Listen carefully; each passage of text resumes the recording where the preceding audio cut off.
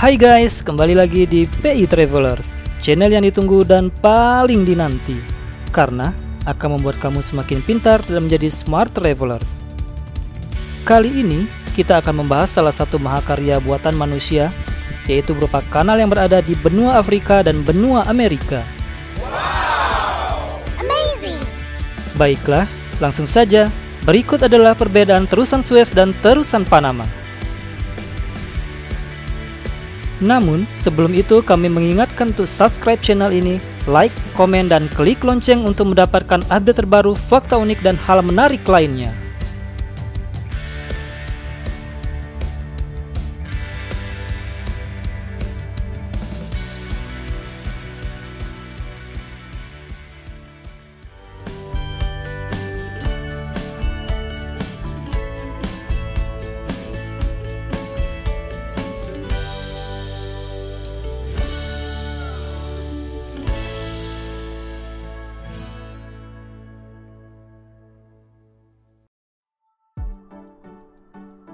Banyak terusan atau kanal di dunia ini, namun yang paling terkenal adalah terusan Panama di Panama dan terusan Suez di Mesir. Tentu kita semua tidak asing dengan terusan Suez dan terusan Panama. Keduanya memiliki peran yang amat penting terutama bagi jalur pelayaran skala dunia, khususnya perdagangan yang bergerak di bidang ekspor dan impor. Layaknya jalan tol, jika melewati keduanya, mampu memberikan waktu tempuh pelayaran menjadi lebih singkat serta menghemat biaya perjalanan jika dibandingkan menggunakan jalur lain. Tentunya, saat melewati terusan Suez atau terusan Panama harus dikenakan biaya transit. Namun itu sebanding dengan waktu perjalanan yang ditempuh nantinya. Meskipun kedua terusan tersebut sama-sama penting bagi pelayaran, ternyata keduanya memiliki perbedaan. Baiklah, berikut ini adalah perbedaan antara terusan Suez dan terusan Panama.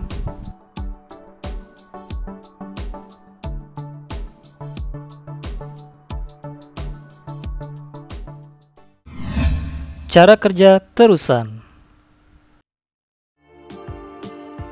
Cara kerja pada terusan Suez sangat mengandalkan kondisi pasang surut permukaan air laut yang berada di masing-masing sisi, yakni Pelabuhan Alexandria yang berada di Laut Mediterania dan Pelabuhan Said di Laut Merah. Sehingga jika kondisi permukaan laut sedang dalam kondisi pasang, tidak masalah berapa banyak kapal besar yang melintasi terusan Suez. Justru sebaliknya, jika dalam kondisi surut, terusan Suez hanya dapat dilalui oleh kapal-kapal berukuran kecil atau bahkan tidak dapat dilewati oleh kapal, tergantung seberapa banyak surut permukaan air laut. Kondisi ini berbeda dengan terusan Panama yang merupakan kanal air tawar, yang sebenarnya dua sisi laut yakni Samudra Pasifik dan Samudra Atlantik dipaksa untuk terhubung. Agar bisa masuk ke kanal, kapal harus masuk ke celah sempit dalam sebuah bendungan atau dam, untuk kemudian dikunci, ditutup di kedua sisinya. Sebelumnya kemudian diangkat menggunakan air dan ditarik dengan sebuah kapal maupun lokomotif yang relnya berada di sisi kanal air. Prosedur ini membuat proses di terusan Panama jauh lebih rumit ketimbang kapal yang menggunakan terusan Suez. Hal ini juga membuat terusan Panama tak bisa dilintasi kapal besar di atas 14.000 teus karena terlalu membutuhkan volume air yang sangat besar untuk mengangkat kapal di sisi lain.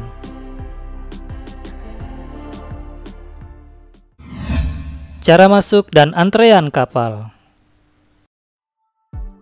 Terusan Suez merupakan kanal yang dibuat langsung menghubungkan dua sisi laut.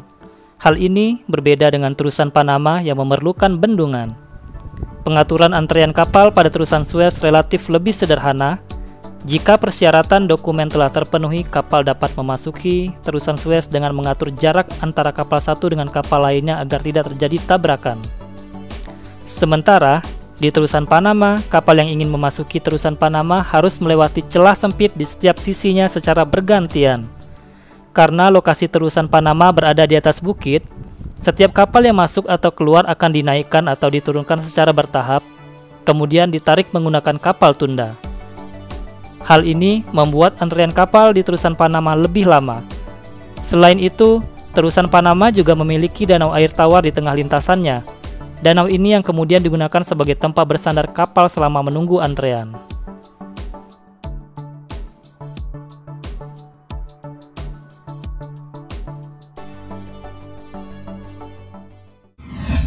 jarak, dan biaya.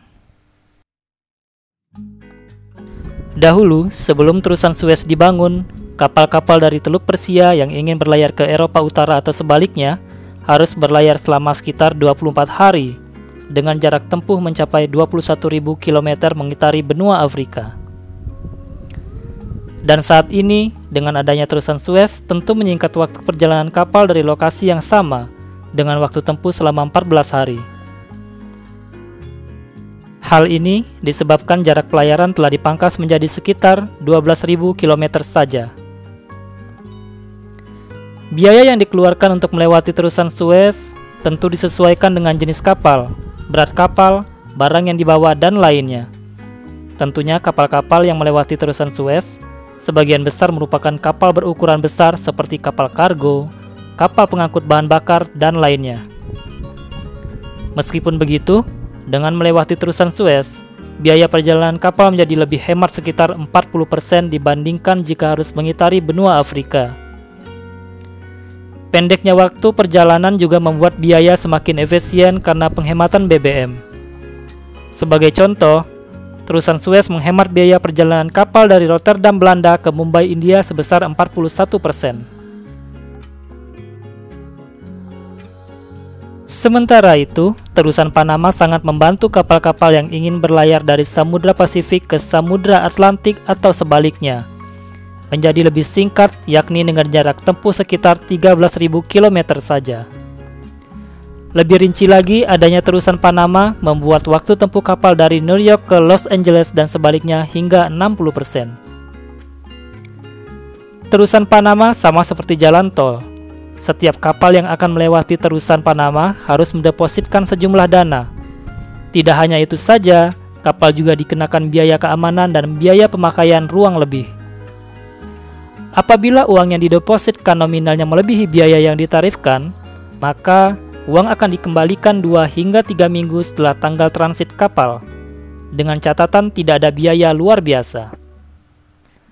Besarnya deposit kapal tergantung dari panjang kapal dengan satuan feet, yakni mulai dari 1.875 US dollar sampai dengan 4.275 US dollar.